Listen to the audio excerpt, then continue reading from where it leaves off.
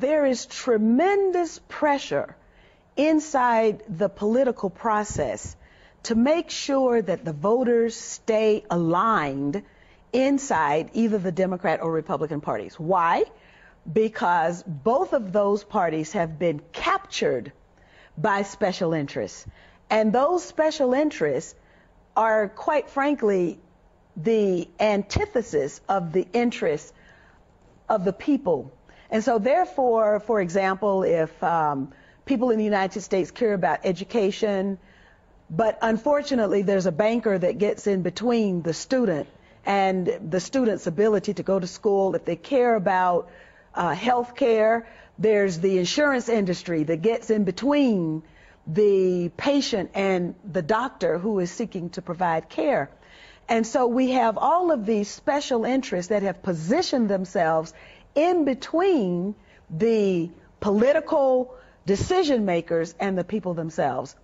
The process now is more responsive to those special interests than it is to the values and the wishes of the American people. When I first went to Congress, I did not go to Congress to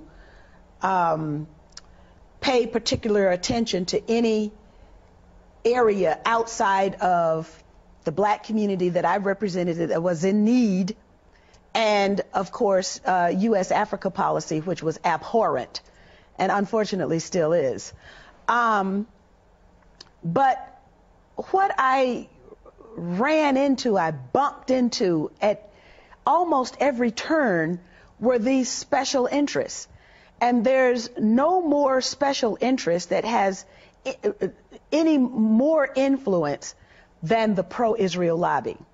And so then when I did outreach, for example, to the Muslim community in the United States, I bumped into the pro-Israel lobby, which of course does not want to have to contend with a politicized Muslim community, which is as large as and is as wealthy as the pro-Israel lobby is in the United States. So yes, I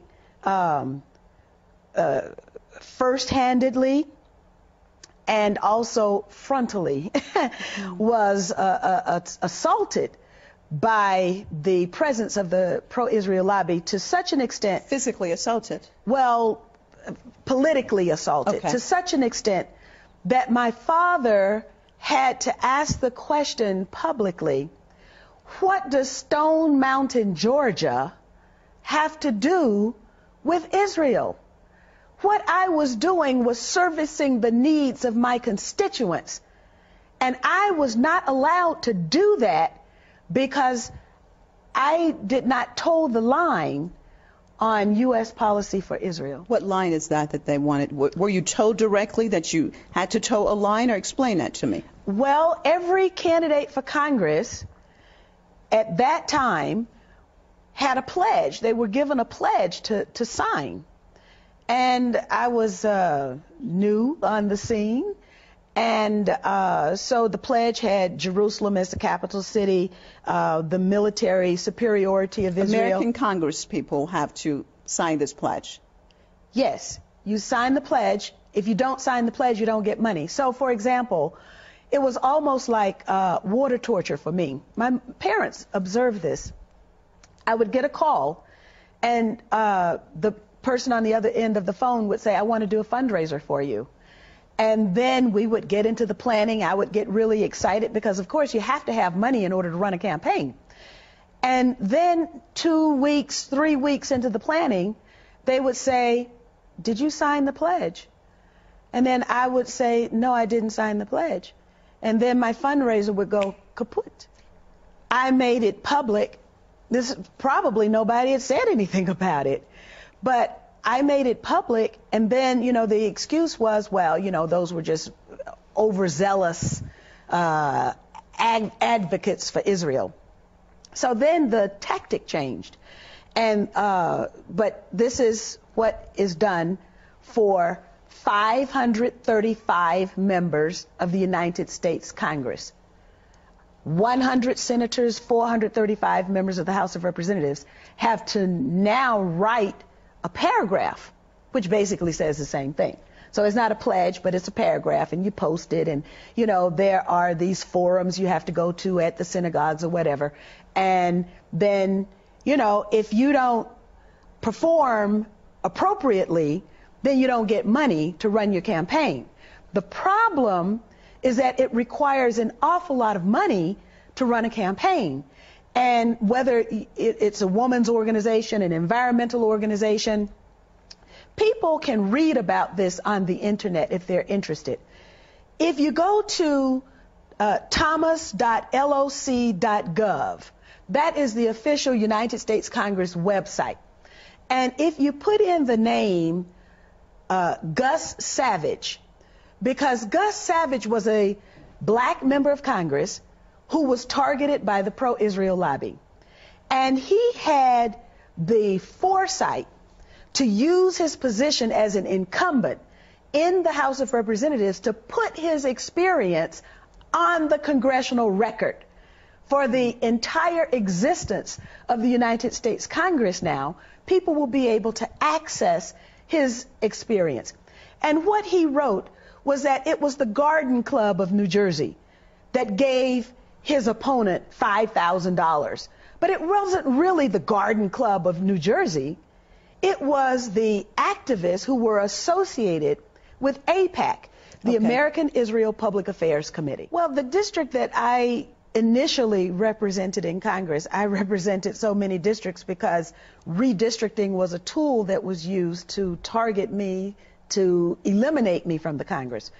But the district that initially sent me there was a district that was comprised of rural blacks in the Black Belt of Georgia. These are people who have not had access to equal opportunity at all. The district was challenged in the Supreme Court. And with the assistance of the Anti-Defamation League, the district was dismantled. It generally takes about $250,000 minimum to take a case from filing up to the Supreme Court. And the people who filed the lawsuit to dismantle they challenged my ability to represent the people of that particular district. Who were these people? Well, actually, interestingly, there were 5 white citizens, one of whom had been the white male candidate that I defeated in the Democratic primary. And they were aided and abetted by the Anti-Defamation League. And when the case arrived at the Supreme Court, interestingly, on the same day as an environmental case, the spotted owl case, the Supreme Court decided that the habitat for the spotted owl should be protected, but that the black voters in that district could have no protection. And so the district was dismantled. Well, I have, because of the notoriety about me telling my story, and then, of course, the public positions that I've taken supporting the human rights aspirations, the legitimate rights and the aspirations of the Palestinian people, I have a target on my forehead. And that then means that every means that is available to the pro-Israel lobby will be utilized to make sure that I do not ever occupy a position of authority.